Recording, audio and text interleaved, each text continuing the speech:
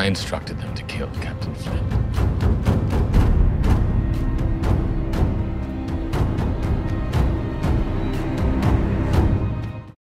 The end is nigh, as everyone is bound for Skeleton Island.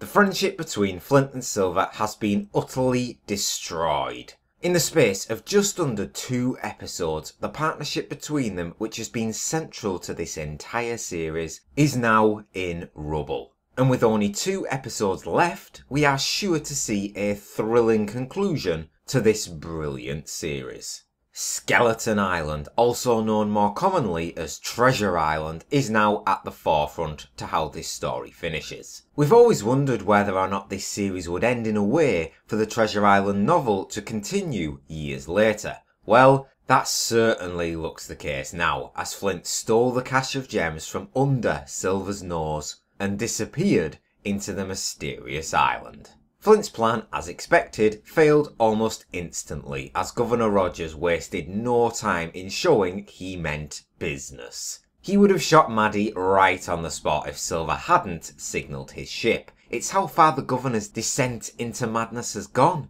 but in doing so, Silver had to take command and overrule Flint's orders. The pair had a heated exchange as Silver demanded Flint's support.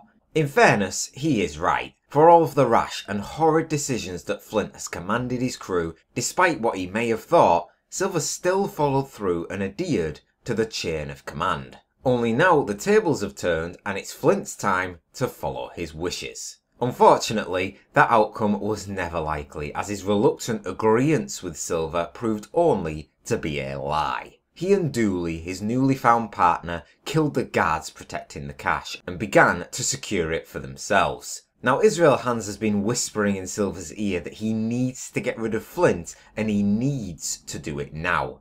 That, or he will pay the price for it. Turns out his experience proved to be right, even after Silver ordered him not to pursue or move against him.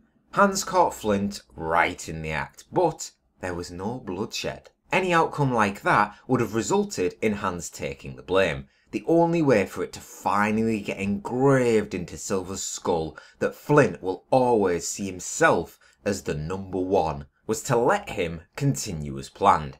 He stole the cache of gems and disappeared into the depths of the jungle.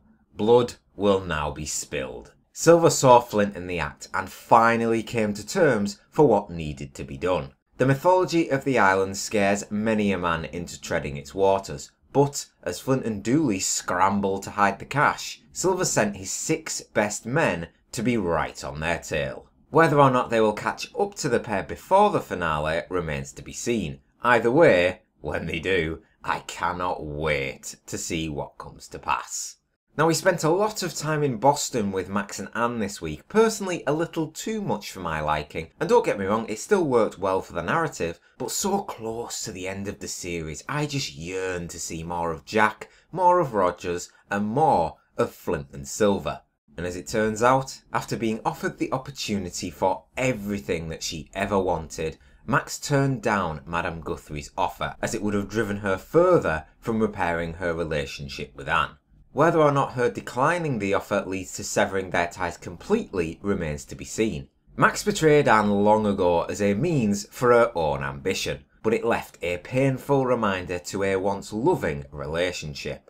Max tried her best with what she had in attempts to mend fences with Anne. She's beginning to heal partially from her wounds sustained in escaping Rogers' men, but in terms of memories, they are going to take a much longer time to heal. They're moving in the right direction though, as the pair had a warming moment where Anne seemingly began to forgive Max for her actions. But I do think Max may be right about one thing. I believe Anne has seen the last of Jack. He learned that the Governor, Flint and the cache are all heading for the same destination. So if Jack can get there and avoid the patrols, could he sneak away with all the potential prizes? Nah, sorry Jack. You may have gotten away with it before, but I don't think you can charm or talk yourself out of this one.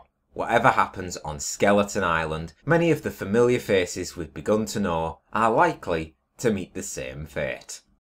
Everything we need is on that island. Flint, Rogers, and my cache of gems. My overall verdict for this week's episode of Black Sails is an 8 out of 10.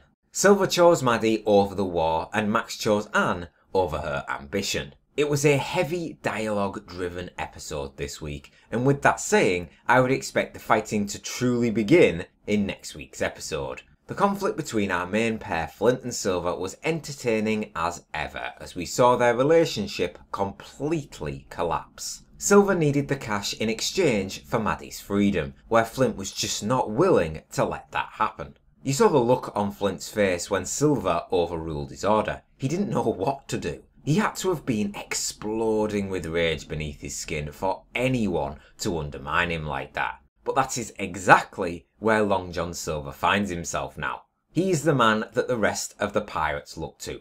He's the one they follow and the one that they will listen to. And Flint just couldn't bear the thought of what came next without that cache of gems.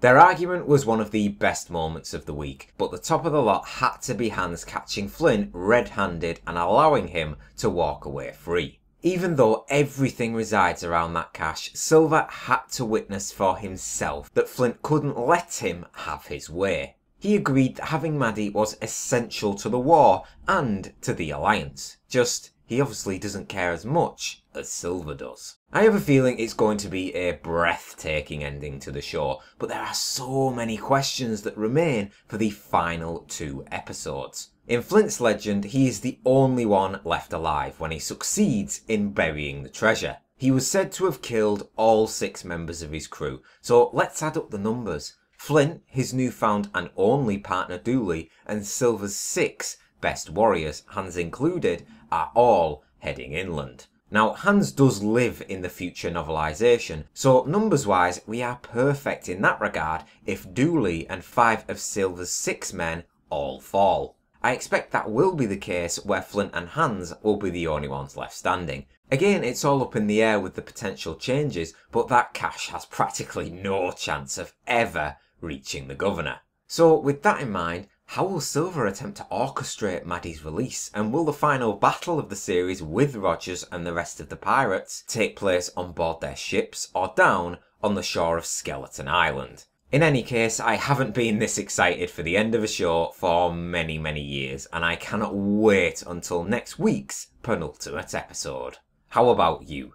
What did you guys think about this week's episode, and what are some of your theories for how the final 2 episodes are going to play out? And what do you think will happen to the treasure? Let me know your thoughts down in the comments. And as always, thank you very much for watching. Please leave a like, comment and subscribe if you enjoyed the review. And I'll see you on the next one. What did you bring with us? Your plan failed. We're moving on to my plan. Do not repeat your order. Do not think about it.